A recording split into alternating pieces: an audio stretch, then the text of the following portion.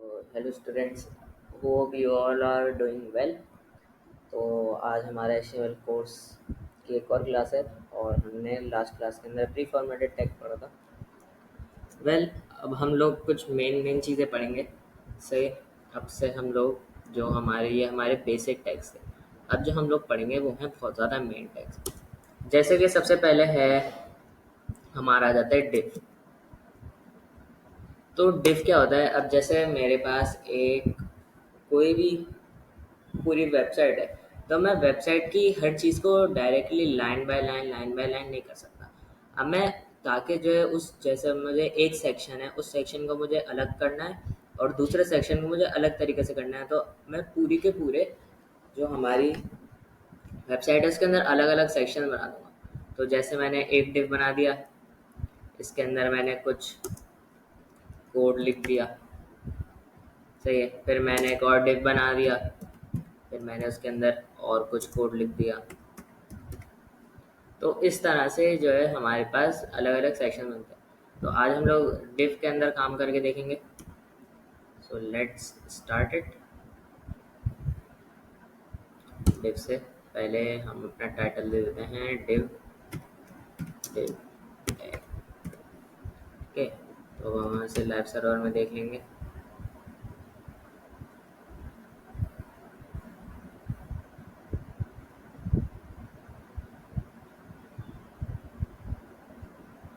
तो हमारा ये डिव टैग का ये आ गया यहाँ पे। तो चलें अब हम लोग अपना आगे काम करते हैं। तो अब मैंने जैसे इस डिव टैग के अंदर लिख दिया, अब मैंने यहाँ पे लगा दिया एक। वैसे डिव टैग के साथ साथ मैं आप लोगों को एक और चीज़ भी पढ़ा देता हूँ, वो है हेडिंग टैग। तो हेडिंग टैग भी वैसे हमारे बेसिक टैग्स में ही आती है, तो मैं पढ़ाना आगे था, लेकिन अभी हम लोग पढ़ लेते हैं क्योंकि हमारे पास टाइम है। तो वही देखो, हमारे पास H1 से लेके हमारे पास होते हैं, ये देखो H6 तक के। और ये सारे के सारे जो है ना, ये सारे के सारे हमारे पास हैं हेडिंग के लेवल। देखो H1 यूज़ होता है हेडिंग के लिए। अब मैं आपको ये करके दिखा देता हूँ। H2, फिर इसके साथ H3 या H4 या H5 या H6। तो खैर ये सारी की सारी चीज़ें क्या हैं, ये हमारे हेडिंग्स हैं और ये हमारे पास है हेडिंग्स के लेवल।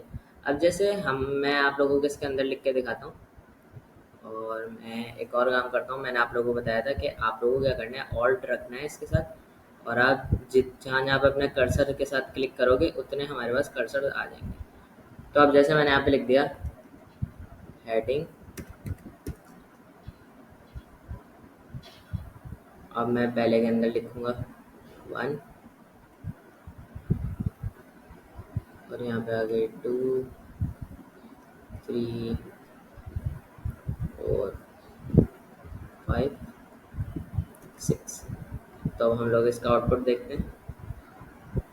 तो देखें, ये हमारे पास जो है हेडिंग के अलग अलग लेवल का आ रहे हैं। जो H1 हेडिंग है वो सबसे ऊपर आ रही है और सबसे ज़्यादा बोल्ड आ रही है, सबसे ज़्यादा बड़ा इसका साइज़ है। ये H2 हेडिंग है, ये उससे छोटी है, H3 उससे छोटी है, H4 उससे छोटी और ये H5 उससे छोटी। तो असल में हम लोग इन सबको यूज़ क्यों कैसे करते हैं, तो अब हमें ये कैसे पता चलेगा कि भाई कौन सी हेडिंग हमें किस वक्त यूज़ करनी है? तो डिपेंड करता है कि उस हेडिंग की इंपॉर्टेंस कितनी है।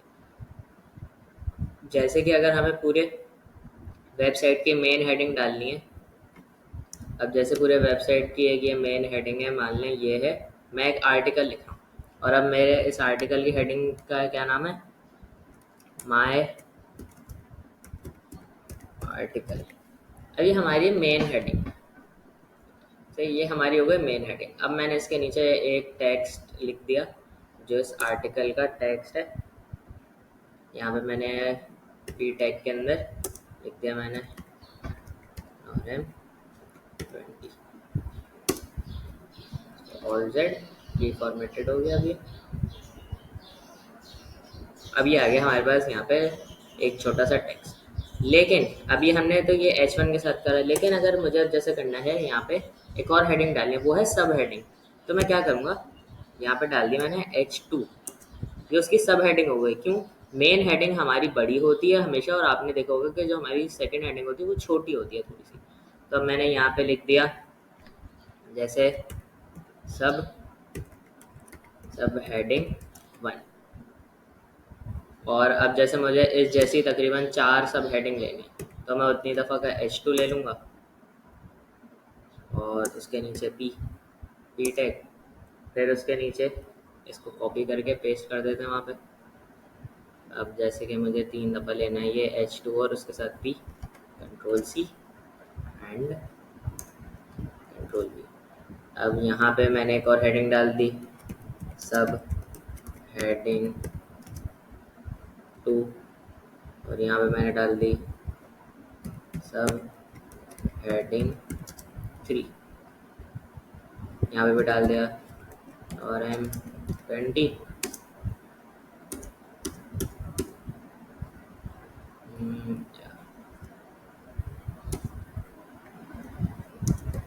और M20, और फिर मैंने यहाँ पे भी डाल दिया एक और M20। ओके, तो अब हम लोग इसका आउटपुट देख लेते हैं इसका आउटपुट कैसा रहता है। तो देखें हमारे पास ये मेन हेडिंग आ गई, और ये मेन हेडिंग आ गई बड़ी, और उसके साथ साथ हमारे आ गए सब हेडिंग्स। तो हम इस हेडिंग के सीक्वेंस को हम लोग यूज़ कर सकते हैं अलग अलग तरीक़ों से, और ये होती है हमारे पास H1 से लेके H2 तक की हेडिंग। तो बस यही होता है। अब जैसे ये एक डिव बनाया मैंने, और अब दूसरे डिव के अंदर मैंने करा कुछ, मैंने दूसरे डिव के अंदर अब जैसे मैंने यहाँ पे लिख दिया सिंपल सा, यहाँ पे था पी पैराग्राफ टैग लगा के मैंने इसके अंदर लिख दिया लॉरेम 100। सही है।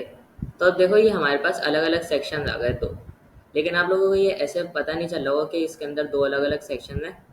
मैं आप लोगों को और अच्छे से करके दिखाता हूँ। मैंने आप लोगों को एक और चीज़ सिखाई थी, वो थी HR टैग।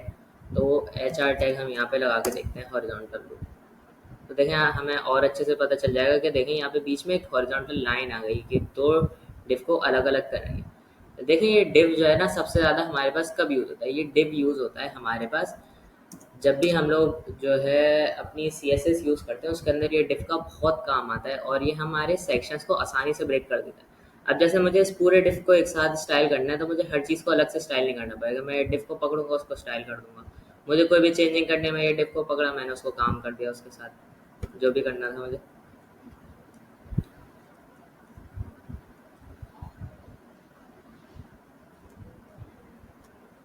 तो यही हमारा काम है डिव टैग का। तो थैंक यू फॉर वॉचिंग, और आज की इस वाली क्लास के अंदर हमने जो भी सीखा होप सो आप लोगों को समझ आएगा और आप लोग इसको जाके अप्लाई भी करें। Thank you.